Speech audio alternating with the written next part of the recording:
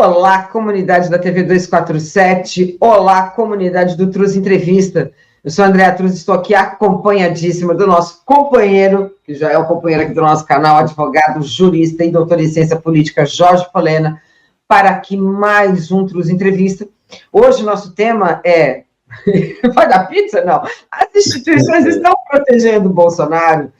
Eu fiz essa brincadeira porque antes de entrar eu estava aqui rindo com o Folena, que falou assim, Folena, não vejo outro título, senão é pizza. Ele, não, calma, vamos transformar essa pizza nesse título, e ficou muito melhor. Folena, seja bem-vindo, como vai? Não, apesar dessa brincadeira, a gente fica muito assustado por conta dessa forma, eu fiz esse programa é gravado, estou fazendo um outro programa também que eu faço aos finais de semana, com as meninas do Centro Acadêmico 11 de Agosto, né, da Faculdade de Direito da USP. E aí, em um determinado momento, eu comentei, né, nós tratamos desse assunto, que é a forma como a justiça também passa a ser vista pela população pós-Lava Jato, de uma maneira meio enviesada. E quando você vê uma semana em que o TCU tenta ludibriar ou usar um relógio que o Lula ganhou em 2005 para dizer que aquilo tinha que ser, quer dizer, que não correspondia, e ao mesmo tempo depois libera, meio que a gente entende que é uma abertura para tentar livrar o Bolsonaro por essa quantidade aliás, né, por quantidade de joias, mas aí eu quero que você explique, Folena, porque são questões completamente diferentes. Ali tem um crime, e a gente não pode esquecer disso. Então, na verdade, a gente precisa, nesse momento, desse viés jurídico para entender o que está acontecendo. Porque dá a impressão de que tem alguma coisa que a gente está perdendo. Por outro lado, quinta-feira, foi a soltura, né, do Silvinei. Na sexta-feira, a soltura do Felipe Martins, para quem é de São Paulo, sorocabeno, que são figuras que, né, tinham uma importância dentro, inclusive, do gabinete do ódio, né, da própria BIM paralela de uma forma indireta. Então, Folena, é muito necessário esse viés, essa visão do direito, mais uma vez, para a gente tentar entender o que está acontecendo, ao mesmo tempo que a gente está passando por uma campanha eleitoral, e o bolsonarismo vai ser usado como um mote para atingir, né, corações e mentes da população, mas é coração e mente dentro de uma lógica da extrema-direita. Já falei demais, seja bem-vindo, como vai? Ô, André, satisfação estar contigo mais uma vez. André, você levanta vários pontos, né? Várias questões aí nesse bloco. O primeiro que você levanta é qual é a visão que a sociedade brasileira tem da justiça do país, do sistema de justiça. O que eu posso te dizer com tranquilidade, André, é que a população brasileira, constituída na sua maioria, né, por pretos e pobres, a visão que eles têm da justiça é que a justiça só os persegue. A justiça foi feita para perseguir exatamente, né, esse grande quantitativo, que na verdade é aquilo que deveria ser a democracia, né, na visão liberal, né? Ou na verdade uma democracia efetiva que seria para a população. Mas essa população, ela é perseguida pela estrutura do Estado brasileiro. E com relação a essa visão, eu até queria destacar para você que você levanta um tema muito importante, quer dizer, o fascismo, né, a tolerância do fascismo para as instituições. E quando nós falamos que qual é a visão da sociedade brasileira a respeito da justiça, é importante lembrar a fundação do Estado brasileiro. Quem foram, né, qual é a classe dominante, né, que fundou o Estado brasileiro? Primeiro, essa classe dominante, muitos colocam aí como ruralistas, né, basicamente, senhores de café, em 1822, mas na verdade não é bem assim essa história, é uma história mais longa. Essa é a história mais fácil de contar. Se nós observarmos que os grandes agentes políticos, né, da formação do Estado brasileiro eram traficantes de seres humanos, traficantes de escravos. Pessoas traficavam pessoas para serem escravizadas. E essas pessoas tinham uma influência muito grande sobre a coroa portuguesa. Acabou de ter um livro do jornalista Ricardo Lessa, que eu tive a oportunidade essa semana de participar como debatedor no Instituto dos Advogados Brasileiros, que é o primeiro golpe do Brasil. Ele diz que o primeiro golpe do Brasil foi o golpe da Constituinte de 1823. Mas no livro, na verdade, né, eu falei isso para ele, nos meus comentários, no lançamento do livro, o ponto fundamental é exatamente ele consegue desnudar isso, mostrar que do começo ao fim, toda a formação do Estado brasileiro se dá pelas mãos de traficantes de seres humanos. André, isso é muito sério e é muito duro. Você imagina, muitos descendentes desses traficantes de seres humanos que eram negros, traziam negros para cá forçosamente, matavam, né, também traficaram indígenas. Essas pessoas, muitos dos seus descendentes estão aí na sociedade brasileira. Né, são donos de bancos, né, basicamente, se nós olharmos aí a trajetória, quem são essas pessoas? Né? Essas pessoas estão aí, estão hoje ativas. Daí essa preocupação que você traz para esse programa, né? Porque... Só fazer aqui um paralelo.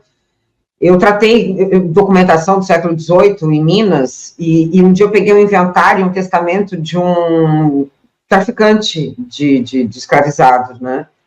E ali, o testamento, ele é muito rico, porque o testamento se traz ali o desespero da morte, né? Então, naquele momento, e aí ele está num desespero total, porque ele vai morrer e ele entende que ele vai ter que pagar essa conta, e essa conta vai ser muito alta, e eles deixavam as missas pagas, e aí ele manda, assim, ele, né, externa ali uma culpa, né? Mas o que tem por trás disso, pela quantidade de dinheiro que a gente entende que foi, e como foi uma economia pautada na venda do trabalho forçado de outra pessoa, essa concentração de riqueza ela é muito grande. E ele tinha muito dinheiro. Né? Isso não foi confiscado quando acabou a escravidão, não é? Não teve, aliás, muito pelo contrário, essas documentações de donos, né, de traficantes de escravos, de donos mesmo, né, de grande, enfim, né, de pessoas escravizadas, muitos documentos foram queimados. Mas é interessante quando você traz esse ponto, porque eu queria que você me trouxesse esse link para as pessoas entenderem. É isso, né? Que eu quero fazer, esse link, quando você traz a questão da justiça brasileira. Né? Então, quando eu falo de justiça, eu estou falando de Estado. Eu estou falando que é esse Estado, quando nós falamos de Estado, para que as pessoas possam compreender, o Estado é a classe dominante de um país. Ele que forma essas instituições, ele que dá o condão. Então, André, a nossa fundação se dá por essas pessoas, né? O Partido Português é que foi o vencedor, e não o Partido Brasileiro, né? As ideias de Gonçalves de Ledo não foram vencedoras, que eram abolicionistas e republicanas. O que prevaleceu foi exatamente o interesse desse grupo, né, que vivia da exploração, da vida do outro, da exploração mais cruel, que é da escravização, ganhando dinheiro com isso. E dos portugueses, né, exatamente a coroa portuguesa, né, é que vai fundar o Império Brasileiro, vai fundar o Estado brasileiro. Então, as nossas estruturas, essas estruturas que nós trazemos, né, do Império, perpassa pela República, é tomada exatamente por essa classe dominante, que não tem, efetivamente, André, não tem mostrado nesses 200 anos, efetivamente, não tem mostrado um compromisso com o Brasil, não tem mostrado um compromisso com o Estado soberano, efetivamente, né? E principalmente com a população brasileira, que é a maioria dessa população. Daí, tantas contradições registradas na história do Brasil, do nosso processo de desenvolvimento, né, e de soberania. Por isso, André, né, um ponto importante para falar de Lava Jato, falar aí depois, esmiuçarmos aí dessas ações contra Bolsonaro e a postura do Procurador-Geral da República e dos próprios juízes e tribunais, para dizer o seguinte: o Brasil,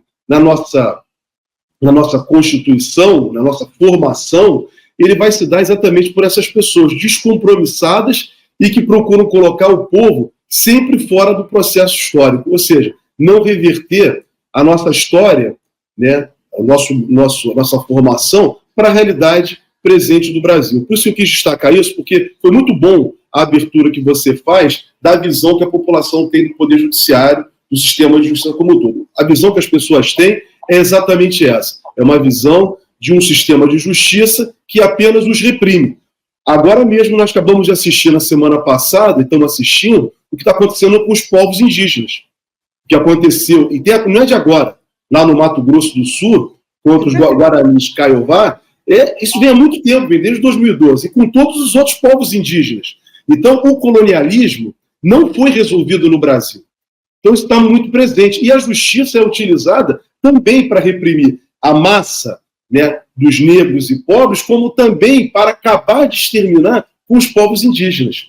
Acabar de exterminar. Na verdade, o projeto em curso, e que o bolsonarismo faz parte desse processo da classe dominante do país, é de extermínio total dos povos indígenas.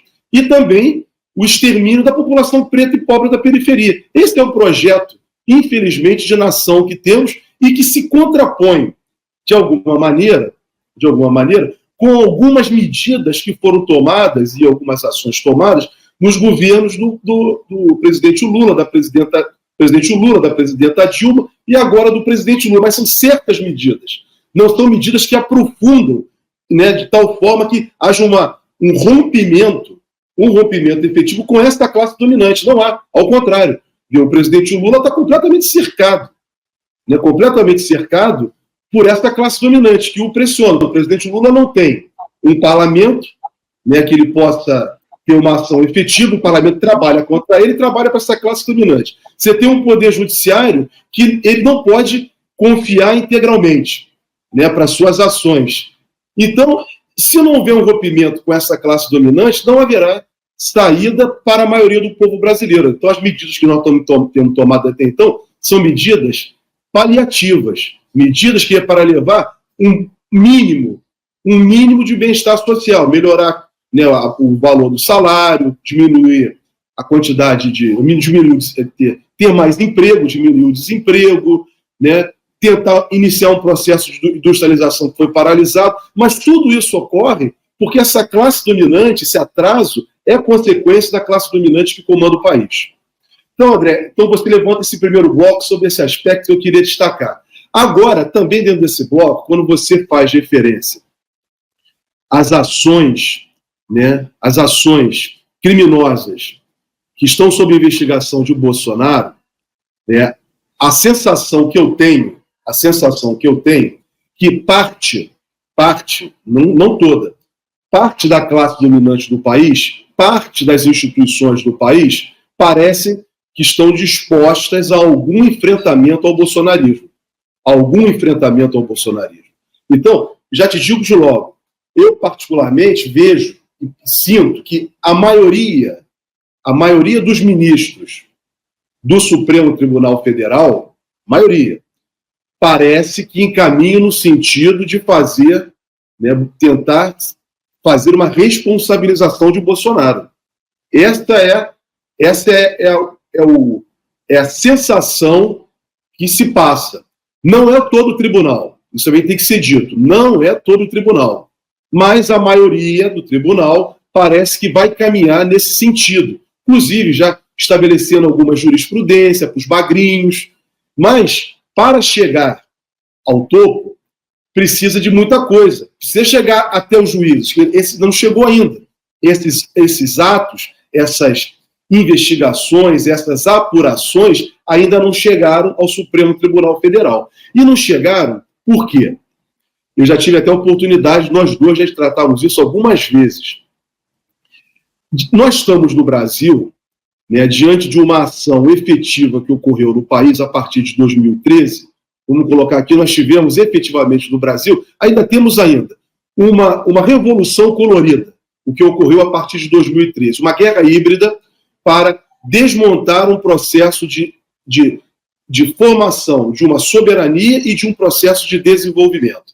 Isso ocorreu a partir de 2013, se efetivou com o golpe contra a presidenta Dilma Rousseff em 2016 e a prisão ilegal do presidente Lula em 2018, com a eleição, né, uma eleição, de certa forma, podemos considerar como o Lula fora do processo eleitoral, é possível dizer, forjada de Bolsonaro. Muito bem. Dentro desse processo, foi necessário, né, por parte dessa classe dominante, de acordo com os interesses neoliberais, para aprofundar no Brasil, né, o desmonte do bem-estar social, o desmonte total, vou afirmar isso, da soberania brasileira. Você veja, a base de Alcântara foi entregue para os norte-americanos, ninguém fala nada. Só um adendo, o que está acontecendo neste momento? A forma como... E aí a gente tem que levar em consideração vários fatores. Eu vou trazer aqui lawfare na América Latina. Sim. E América do Sul. Não é? A forma como esse resultado e os interesses do imperialismo e da União Europeia e da Europa como um todo, né, ligada ao EA, OTAN, etc., enfim, no que diz respeito a petróleo, a Venezuela, não é? A forma como tem colocado e tem trazer uma instabilidade entre os presidentes da América Latina. E isso fomenta o quê? Isso fomenta um poder tremendo do imperialismo. Quando você não tem um continente ali que converse, não é, Folena? Você domina muito mais fácil. E a gente viu o que aconteceu com a gente.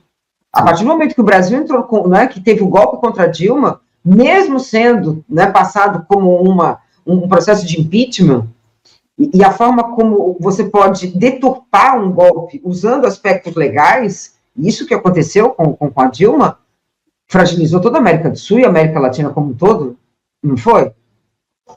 Perfeito. E é exatamente isso, André. Então você veja, esta estrutura imperialista, né, ela tem duas formas de atuar. Ou ela atua de uma forma violenta, com guerras, né, guerras chamadas guerras quentes, ou então, né, de uma forma híbrida, como aconteceu no Brasil. Você usa a própria estrutura institucional. O que aconteceu com a presidenta Dilma e com o presidente Lula foi um golpe por dentro da ordem institucional. Utilizou-se mecanismos constitucionais, utilizou-se o parlamento brasileiro para afastar uma presidenta da República eleito pela maioria do povo brasileiro do poder e instituir ali um governo autoritário, provisório de Michel Temer, né, que vai dar no Bolsonaro. E a prisão do presidente Lula também se dá por dentro dessa estrutura, por dentro da ordem. Isso é um outro mecanismo que o imperialismo utiliza. Então, André, essas formas de atuação, utilizando essas estruturas, você citou o lawfare. O lawfare não é algo novo, né? Isso sempre existiu na história, por exemplo. Nós podemos falar aqui, né, em vários momentos da história contemporânea, por exemplo. Né? Podemos ir até a Comuna de Paris, vários lugares, para poder dizer os líderes da Revolução caem nos tribunais. É citado por Karl Marx, no 18 Brumário. Os líderes da Revolução caíram nos tribunais. Então, isso não é novo. É utilizar a burguesia, né, os liberais, eles utilizam as estruturas do próprio Estado constituído por eles. Esse Estado que nós temos no Brasil, esse Estado que nós temos no mundo, boa parte do mundo, né, principalmente no mundo chamado mundo ocidental, é um Estado liberal. Então, eles utilizam as suas próprias ferramentas contra todos aqueles que se opõem, sistematicamente se opõem aos seus interesses. Por isso que eles atacam os povos indígenas, utilizam o sistema de justiça contra os índios, utilizam o sistema de justiça contra os pobres periféricos. Né? Por isso essas ações constantes e permanentes na periferia, que só levam mortes de pessoas pretas e pobres, mas sempre pelo sistema de justiça. Só que agora, recentemente, eu verifiquei aqui no Rio de Janeiro, para que as pessoas possam compreender, Andréia, teve um caso de um assassinato de um menino no Rio de Janeiro, em São Gonçalo, praticado pela polícia. O inquérito foi arquivado. Não se apurou responsabilidade. O que aconteceu, as mortes que aconteceram, 29 ou 28 mortes que aconteceram em 2022 no Jacarezinho, na comunidade Jacarezinho, pela Polícia Civil do Rio de Janeiro, também não se apurou nenhuma responsabilidade. Ou seja, você utiliza a estrutura do Estado para fazer uma limpeza étnica. Ou para prender seus opositores. Assim funciona o sistema liberal. O sistema liberal funciona dessa maneira. E as pessoas, né, e eles dizem que, na verdade, o sistema deles é um sistema democrático. Não é. Não é um sistema democrático. Porque é um sistema que interessa única e exclusivamente, no caso do Brasil, volto a repetir, aos antigos, seus descendentes dos senhores que vendiam, traficavam seres humanos no país. Então, essa é a estrutura. Então, André, voltando, né, quando a gente fala de Lava Jato, a Lava Jato foi utilizada dentro desse processo também de enfraquecimento da soberania do Brasil. Qual foi o alvo da Lava Jato? Para interesses estrangeiros. A principal empresa brasileira, a Petrobras. A empresa que, inclusive, foi utilizada por governos democráticos e populares e progressistas para ser a mola propulsora do desenvolvimento brasileiro. Esse era o papel da Petrobras dos governos do presidente Lula e da presidenta Dilma. Por que acabar com a Petrobras? Por que sequestrar a Petrobras? Por que impedir que a Petrobras possa ser uma empresa do Brasil? É para isso, para que interesses estrangeiros possam prevalecer e a nossa soberania ficar fraca. Então você utiliza juízes capachos, promotores capachos, como Sérgio Moro, como Dallagnol e outros.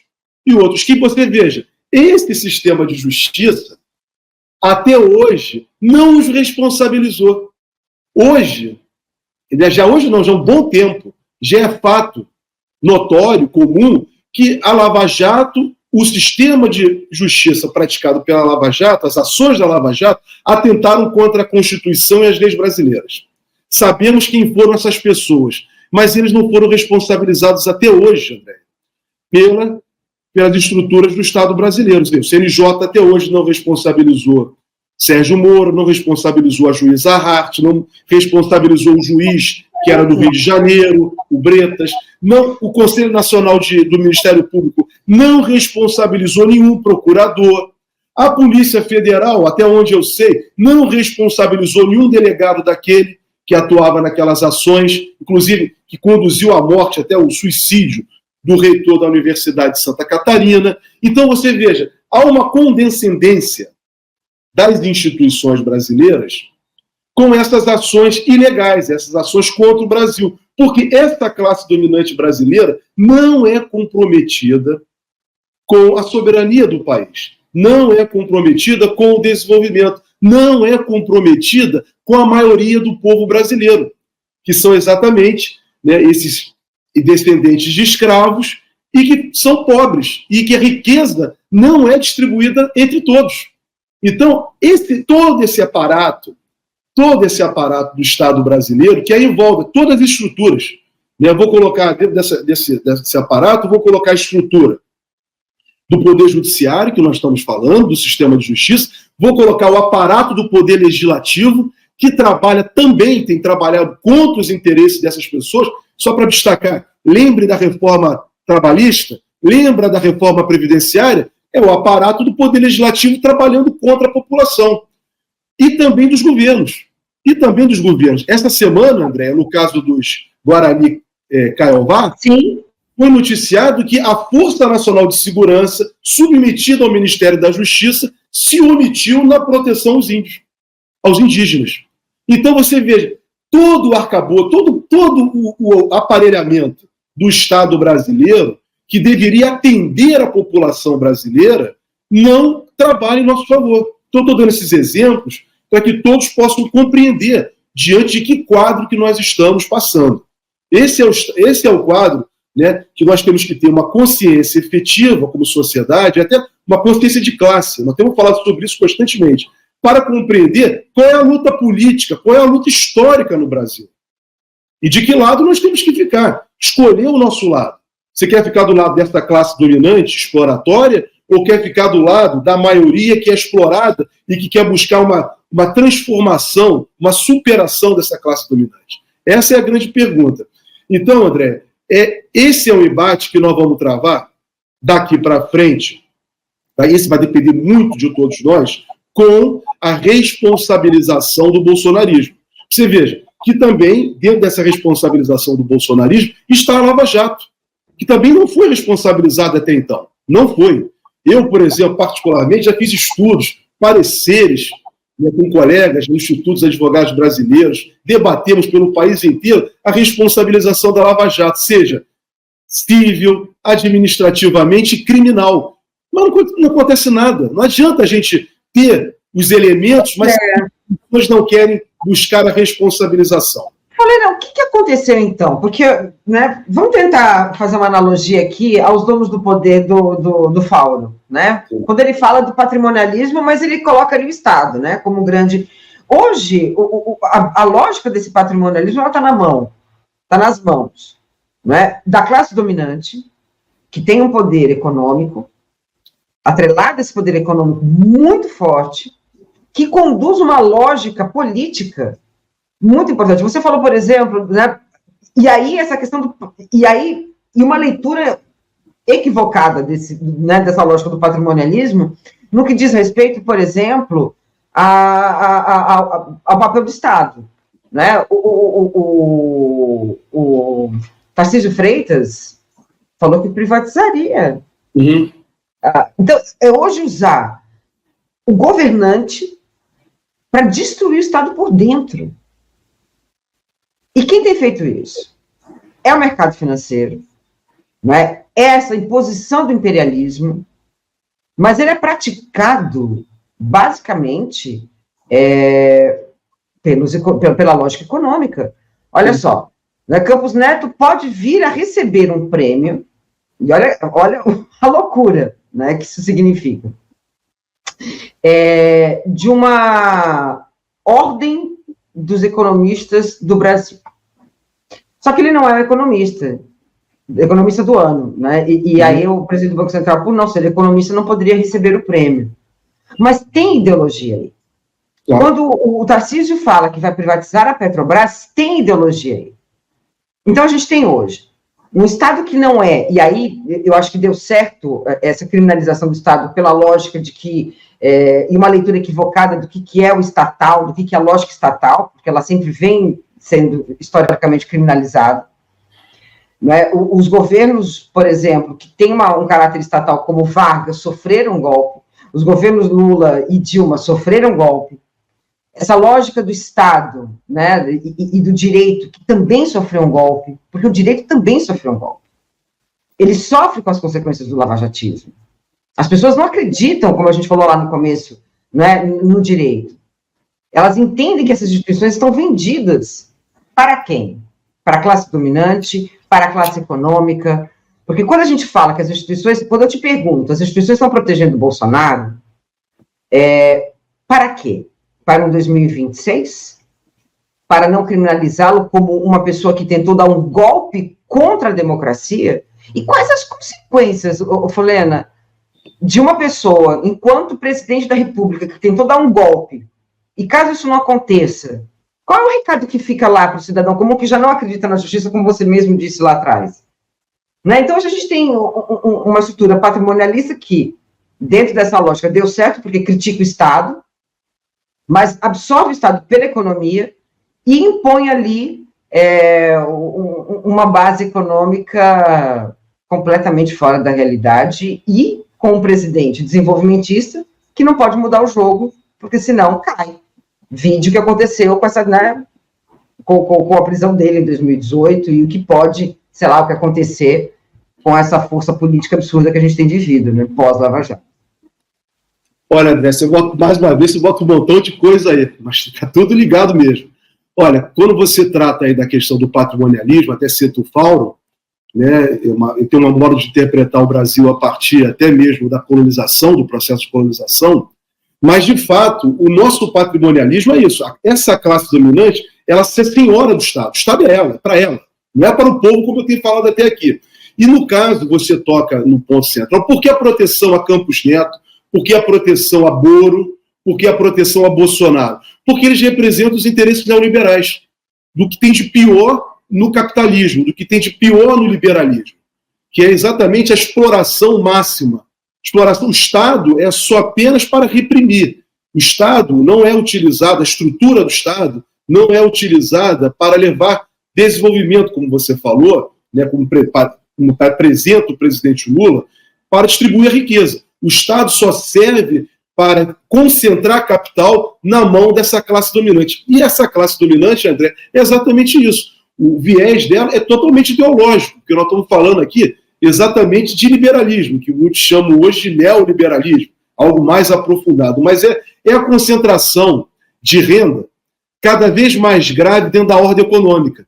Então, essa concentração de renda, inclusive, vai jogando para o lado outros agentes também da burguesia. Por exemplo, comerciantes, industriais. Você veja, processo de desindustrialização nacional. Os industriais foram jogados de lado. Então, esse projeto, né, é um projeto ideológico, burguês, mas concentrador, diante da brutal concentração de renda, que quem passa a controlar efetivamente esse Estado é exatamente o sistema financeiro. São os banqueiros. O Estado está a serviço deles. Então, o governo, como o de Bolsonaro, está exatamente para trabalhar, né, para essas pessoas. Bater continência para a bandeira norte-americana, entregar o Banco Central. Você veja, o Banco Central foi entregue, toda a política monetária do Brasil foi entregue ao mercado financeiro. Não é o Estado, não são os políticos que controlam mais o Banco Central. Vamos botar assim, a política. Não é o voto mais que controla. Não é a vontade popular. Quem controla o Banco Central agora, que é uma autarquia importantíssima, é o mercado financeiro, que tem ali um empregado deles, tem ali um preposto deles.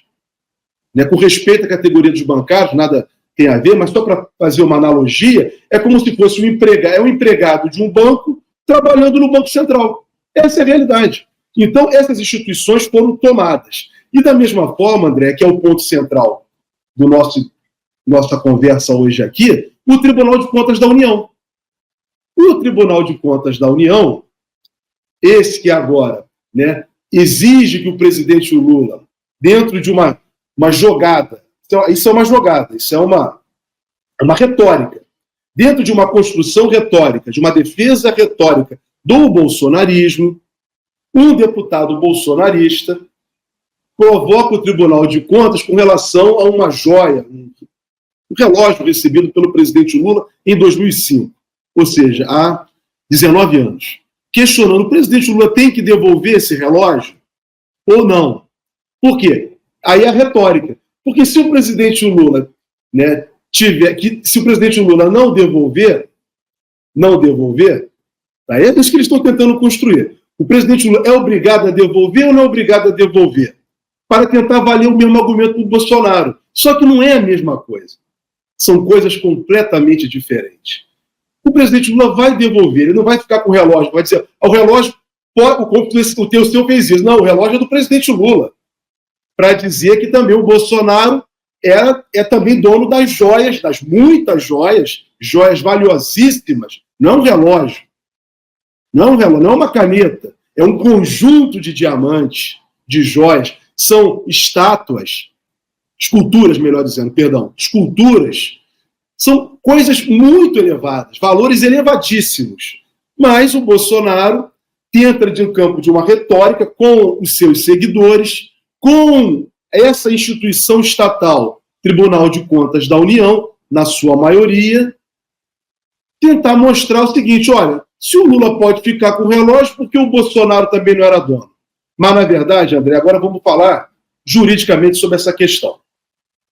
Especificamente agora sobre essa questão do Bolsonaro. A questão do Bolsonaro é completamente diferente. Completamente diferente. Primeiro, vamos partir pela própria investigação. A investigação, ela não está limitada apenas às joias, as joias que Bolsonaro vendeu, joias da República vendidas por Bolsonaro. A investigação parte a partir, né, ela tem uma saída, uma partida, exatamente de tudo que aconteceu na eleição de 2018. Toda aquela movimentação com mentiras.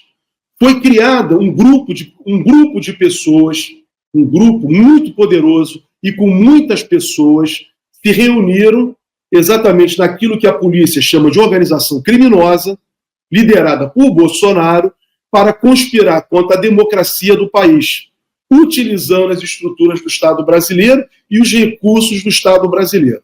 Antes, com mentiras, para ganhar a eleição de 2018.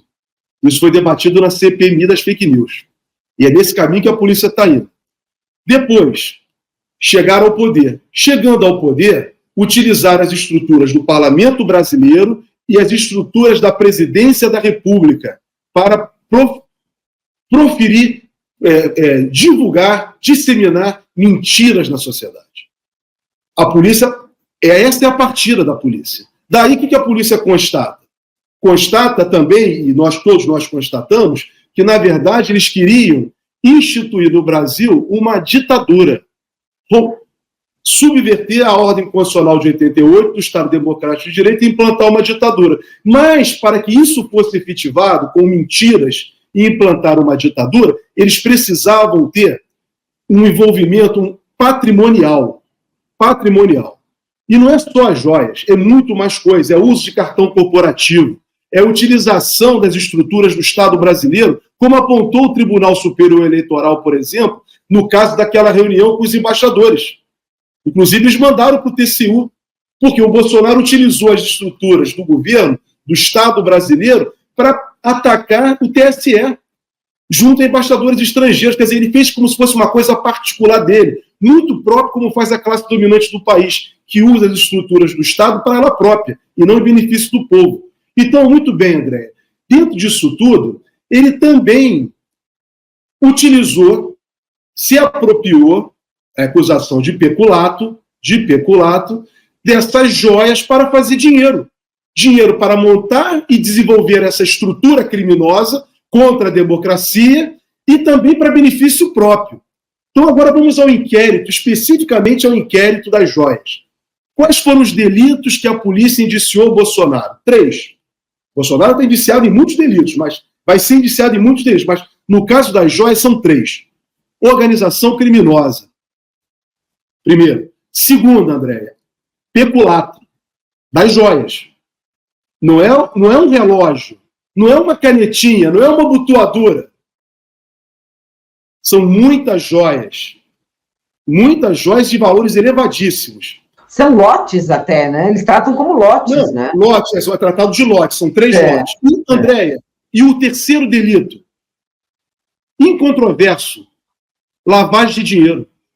Ele utilizou o avião da presidência da República, saiu daqui no dia 29, usou o avião da presidência, foi para os Estados Unidos, lá para a Disneylândia dele, para Miami, chegou lá, venderam as joias, está comprovado, a polícia comprovou que eles venderam a joia e foi entregue em dinheiro ao Bolsonaro.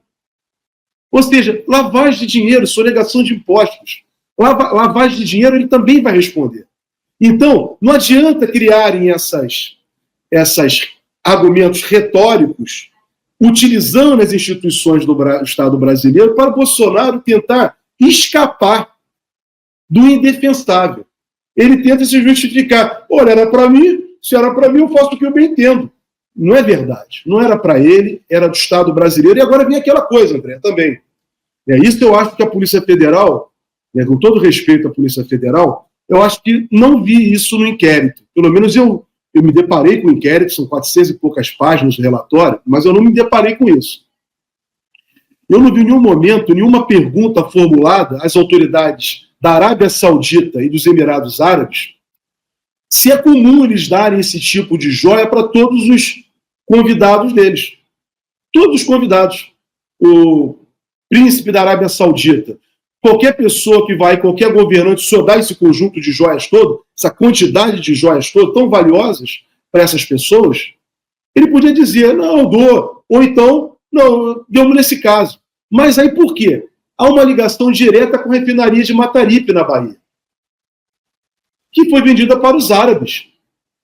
Então, André, são muitas pontas, sabe? São muitas coisas. Esse ponto ainda tá no campo da especulação, que eu acho que faltou essa pergunta. Acho que até estou dando uma saída para o doutor Gonê, já que ele quer, se ele não quer já propor ação contra Bolsonaro, devolve então para a Polícia Federal fazer essa pergunta às autoridades árabes. Por que as joias? É comum lhe dar esse tipo de joia. E por que eles compraram uma refinaria da Petrobras a um preço tão baixo? Tão baixo.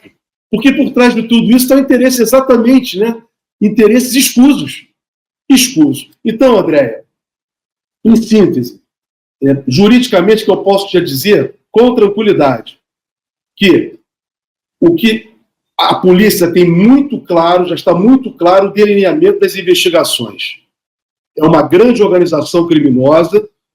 Bolsonaro está no ápice dessa organização, mas não é só ele, são ministros de Estado, são militares, são parlamentares, são empresários, são correligionários, é muita gente. São familiares, é muita gente que tem que responder. Então a polícia já tem um norte, já tem um caminho. Dentro disso, ações que atentavam contra o Estado Democrático de Direito para implantar uma ditadura no Brasil, utilizando a estrutura do Estado brasileiro, diversas formas de utilização dessa estrutura, inclusive dinheiro, cartão corporativo, volto a dizer, e também joias da República para atingir esse objetivo.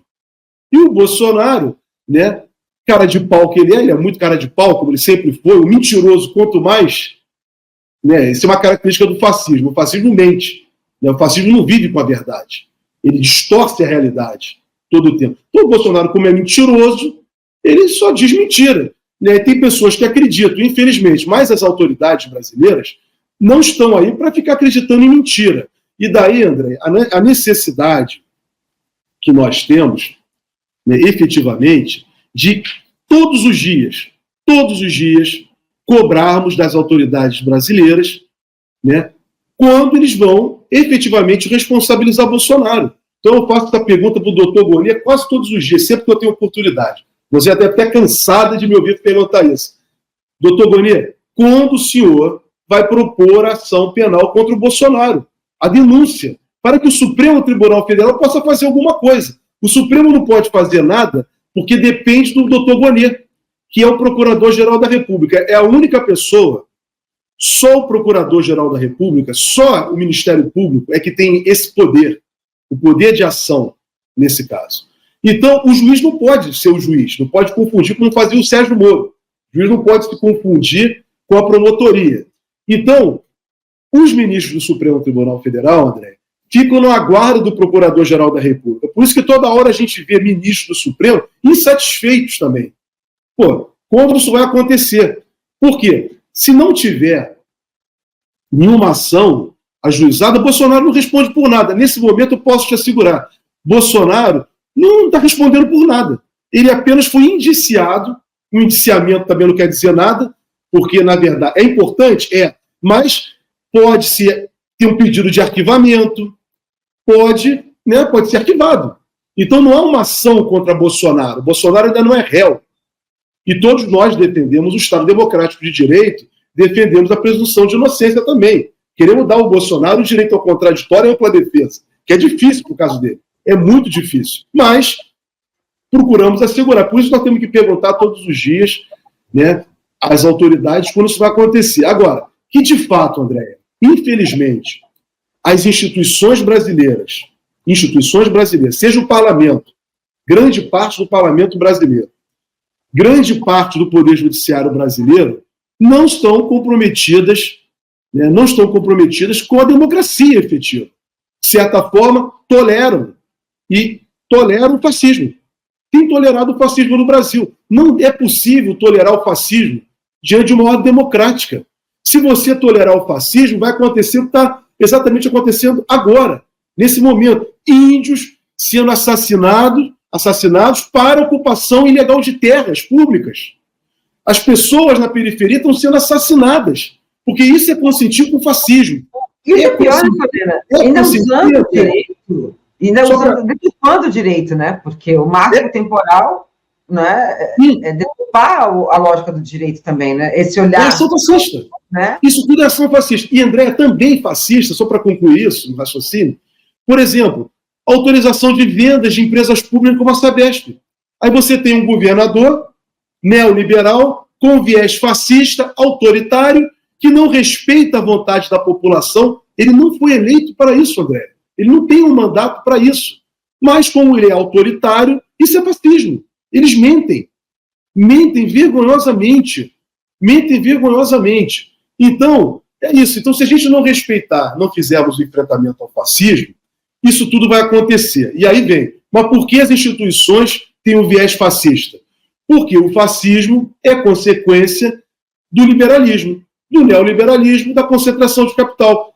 O neoliberalismo precisa do fascismo para se impor, para fazer essas ações autoritárias, de repressão, de assassinatos, que nós estamos vendo no país.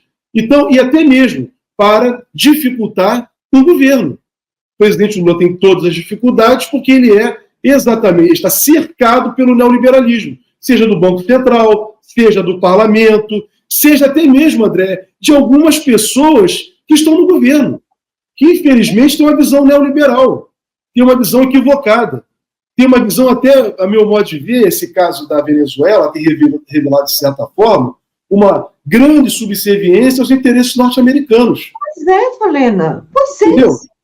Né? E aí, vamos puxar um pouquinho sobre isso, mas antes da gente entrar nessa pauta, eu queria que você me falasse um pouco sobre essa questão da Venezuela, porque agora a gente já fica, né? A Fátima, que é aquela pessoa de Tubarão, que estava lá no 8 de janeiro, que foi condenada a 17 anos, então a gente vê condenações que, né, que o pessoal que chama de bagrinho tá rolando. Isso. Mas e o Tubarão? E o Peixão? Quando é que vai acontecer? Quer dizer, o que falta agora? Porque fica, né, para quem não entende do caminho da justiça, e se eu perguntar aqui no chat, vocês acham que Bolsonaro vai ser condenado? E aí é interessante, né? Condenado por quais crimes, né, Folena? Porque, por exemplo, quantas a gente já falou aqui dos crimes do Bolsonaro? Eu gostaria que ele fosse condenado pelo que ele fez na Covid. Mas ele fez crimes horrorosos contra o patrimônio público, porque o que ele fez para ganhar as eleições, aquilo ali, não é? É um crime muito grande, não é? Contra a democracia, o orçamento secreto, né? O Lira agora, por exemplo, está ali basicamente, como é que fala? Chantageando o governo. Então, de novo, eu devolvo essa pergunta que a gente vai sempre usar aqui, até como uma retórica. Você é ótimo, você levanta pontos assim que eu vou resgatando coisas na minha cabeça também. André, você citou esses crimes graves, mas você citaria um muito, muito grave. Não só o crime de ódio, que é muito grave, que ele introduziu na sociedade brasileira, mas o genocídio dos Yanomamis. Comprovado já.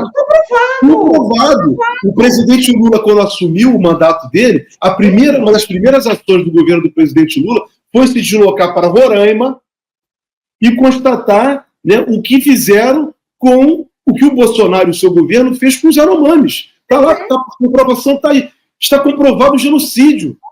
O genocídio contra os Yanomamis. Da USP também. Sim. Na Covid. Lembra aquele estudo na Covid?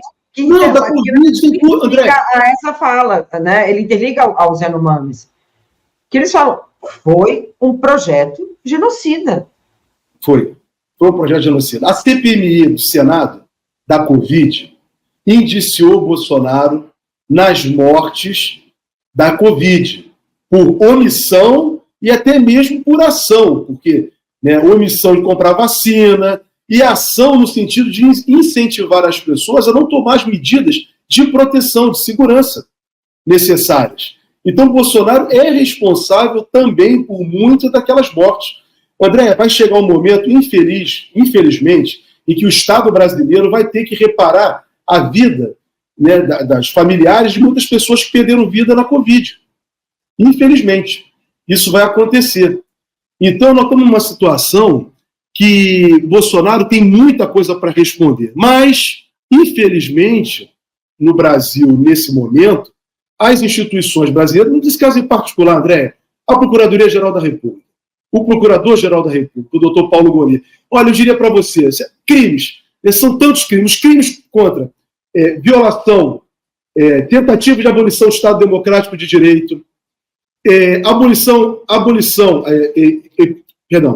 Estado Democrático de Direito, tentativa de golpe de Estado. Isso, André, está tão caracterizado. Esse rapaz hoje, o Gonet pediu para o Alexandre Martins, que é o autor da minuta do golpe. E por que eu digo que é autor da minuta do golpe? Eu estou dizendo da minha cabeça. Eu estou dizendo pelo depoimento do comandante do Exército do Bolsonaro. O comandante do Exército, se você lê o depoimento do comandante do Exército da Aeronáutica, bastava aqueles dois depoimentos, porque são duas autoridades, cargos altíssimos na República, e que deram depoimentos ratificando a ação golpista do 8 de janeiro e a participação direta de Bolsonaro e de vários ministros e desse rapaz que foi solto hoje. Ou seja, para mim já tem elementos jurídicos para a propositura da ação penal contra os atos de 8 de janeiro, contra os atos golpistas. Eu já tenho, a Fátima de Tubarão está sendo condenada, mas aí dizem, não precisaria, porque esses elementos já existentes já são suficientes, a meu modo de ver, André, com todo o respeito por quem pensa o contrário, suficientes para ser proposta a ação penal. Não é com o vazio da Dallagnol, não é da cabeça, não é da minha cabeça. Há testemunhas, há provas, há perícia, há vídeo daquela reunião que eles fizeram lá em 22. Então tem elementos, André, para propor uma ação penal. Aí o Supremo Tribunal Federal vai fazer o seguinte, se for proposta ação penal. Vai dizer se recebe ou não ação penal contra os atos de 8 de janeiro. Se receber, aí no curso da ação é que vai ser exatamente ratificada e ampliada as provas. Quem tem que provar é o autor da ação, o Ministério Público. Mas ele vai obter isso no curso da ação. Vai ratificar os depoimentos já existentes, os vídeos, as perícias e outros elementos mais que vierem, né, ao conhecimento, para o final chegar ao juízo da responsabilidade, da individualização da conduta de cada um desses agentes. São muitos agentes. Então, não está esperando o quê? Vai cair no esquecimento, André? Infelizmente, não, e agora... você é historiadora, nós estamos sempre falando sobre isso aqui no teu programa, nesse programa, né, na sua entrevista, a memória.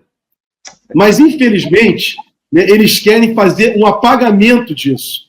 Exatamente para buscar... Né, nós não vamos permitir que isso aconteça mais, André. O esquecimento da ditadura de 64 a 85, nós não podemos consentir que isso se repita, porque as ações de Bolsonaro e do seu governo eram ações que visavam restaurar a ditadura, os ideais da ditadura de 64 a 85. Nós não podemos permitir que isso aconteça no Brasil. Já basta o esquecimento e a não responsabilização de todos os verdugos desta última ditadura. E agora nós vamos consentir de novo que isso aconteça no Brasil, dentro de uma ordem constitucional feita em 88, que era exatamente para banir com isso? Essa é a pergunta que nós temos que estar fazendo para as nossas autoridades, a todo tempo, André, exigindo deles esse tipo de... Então, o doutor Bonner, ele tem ciência disso.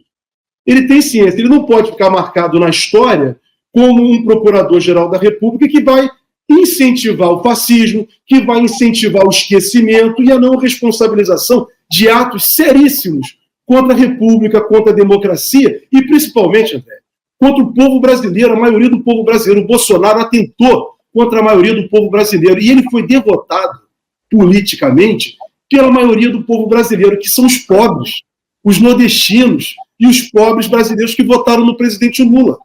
Então, essa é a realidade. Então, é isso. Doutor Bonner, o senhor quer consentir com isso? Está contra a República, contra a democracia, contra a maioria do povo brasileiro, ou representando os interesses dessa classe dominante, que lá no passado vem como traficantes de seres humanos? Essa é a pergunta fundamental, a meu modo de ver. Perfeito. E para a gente fechar, Folena, trazer aqui um pouquinho a sua visão por parte dessa... Porque sempre que tem um governo de esquerda, nós temos uma cobrança muito forte, né, pelo imperialismo, mais uma vez, e pela nossa direita, pela extrema-direita, pela Faria Lima, pela imprensa tradicional, que é apontar, primeiro, os regimes, né, tanto de Cuba quanto da Venezuela, como ditaduras, são incapazes de falar da ditadura da Arábia Saudita, mas falaram do ditador Maduro, do Maduro como ditador, de maneira absurda nessas últimas semanas. Como é que você vê? Porque eu vejo aí um perigo muito grande, lembrando mais uma vez a geopolítica da América Latina, em termos de estabilidade. Porque parece, e me dá essa sensação de que, já aconteceu com a gente, pode acontecer de novo. Passo para você. André, primeiro, né, não é correto dizer que o Nicolás Maduro é um ditador. Exato, Nicolás Maduro foi eleito. Exato. Ele está no exercício de um mandato que termina em janeiro de 2025 pela vontade da maioria do povo venezuelano. Os Estados Unidos da América do Norte, a oposição fascista, reacionária da Venezuela e golpista, é que tentou desestabilizar o mandato, a posse dele, inclusive. Eles queriam impedir a posse de Maduro e ficaram durante 2 ou 3 anos, a todo tempo, inclusive com o Donald Trump, fazendo embargos e desestabilizando a vida política, econômica e social da Venezuela. Se alguém pratica uma ação ilegal, está praticando é os Estados Unidos da América do Norte, é a oposição venezuelana e também a Europa e os países que têm atacado e defendido o bloqueio contra a Venezuela. Porque ação de bloqueio é uma ação não humanitária. é atentar contra as regras do direito internacional, é atentar contra os direitos humanos. Quem está morrendo e sendo sacrificado é a população da Venezuela por uma ação exatamente de bloqueio. Então, André, é inconcebível no Brasil, pessoas do campo progressista manifestar que Nicolás Maduro, Moro, ele é um ditador. Ele não é um ditador, ele foi eleito. Ele está no exercício de um mandato. Você pode entender outra coisa. Você pode dizer outra coisa. Pode dizer que ele é autoritário, pode dizer porque não gosto dele, mas dizer que ele é ditador não é verdade. Ao contrário, Zelensky, presidente da Ucrânia, que está à frente da Ucrânia, nesse momento nós podemos afirmar: Zelensky é um ditador, porque o mandato dele terminou, ele não fez eleições e ele prorrogou o mandato dele sem autorização popular. Então, eu não vejo ninguém do campo progressista, ou então dos Estados Unidos ou da Europa, dizer que Zelensky é um ditador. Zelensky é um ditador, nesse momento. Ele não tem mandato. O mandato dele, ele não tem o povo não prorrogou o mandato dele. Ele não tem autorização popular para isso. Então, essas são as contradições, inclusive nossas aqui internamente, do campo progressista e até do governo brasileiro. Agiu muito mal o governo brasileiro desde o início ao não reconhecer a vitória do Nicolás Maduro na eleição. Por quê? Ele podia até não reconhecer, mas podia se omitir, mas não poderia fazer a tal das exigências de atas. André, isso é inconcebível, isso é atentar contra a autodeterminação. Quando o governo brasileiro fez isso, e é o presidente Lula e o chanceler, o ministro Amorim, eles estão atuando contra a Constituição do Brasil. A Constituição do Brasil diz que o Brasil vai respeitar nas relações internacionais, o artigo 4, a autodeterminação dos povos, a independência dos países e vai buscar a paz, vai propugnar pela paz. Quando o Brasil exigia apresentação de ato, o Brasil estava desrespeitando a autodeterminação do povo venezuelano, desrespeitando a independência da Venezuela, das instituições venezuelanas. A Venezuela é um Estado soberano, tem instituições. O Conselho Nacional Eleitoral é uma instituição do Estado venezuelano. O Tribunal Superior de Justiça da Venezuela é uma instituição, né, da Venezuela. Então, como você está desrespeitando isso, a independência da Venezuela, e também você está incentivando o quê? O ódio, a guerra, como fizeram. Eles fizeram na segunda-feira, a partir da segunda-feira, né, posterior à eleição do domingo. Então, o comportamento do governo brasileiro, né, dizendo que está tentando buscar a paz, infelizmente, a meu modo de ver, a meu sentir, não está incentivando a paz. Ao contrário, está abrindo flanco para que os Estados Unidos façam o que eles sabem fazer de melhor, que é exatamente dividir aliados. Dividir. Já basta o que está sendo feito na Argentina, e o que a Argentina tem feito como cavalo de Troia do Império Norte-Americano, atacando o Brasil, por exemplo, atacando a Colômbia, o Estado colombiano. Então, isso é o que o Brasil, quando permite isso, é criar exatamente divisões, o que eles sabem fazer como ninguém. Essa é a tática deles nas relações internacionais, uma das táticas que eles empregam, além dessas revoluções coloridas. Então, o que está em curso na Venezuela, André, é uma defesa da soberania do país, das riquezas do país, da vontade da maioria do povo venezuelano contra o autoritarismo do Império Norte-Americano, que é expropriatório, que rouba as riquezas dos países. Rouba as riquezas dos países, como dito por Donald Trump. Donald Trump, há pouco tempo, acabou de dizer: nosso interesse na Venezuela era se apropriar do petróleo venezuelano. O Elon Musk acabou de dizer: eu vou incentivar tantos golpes que sejam necessários para eu poder me apropriar das riquezas. No caso da Bolívia, foi do lítio. E aqui no Brasil eles vão fazer o mesmo. Por isso que eu entendo que as autoridades brasileiras procederam muito mal. Não se comportaram bem.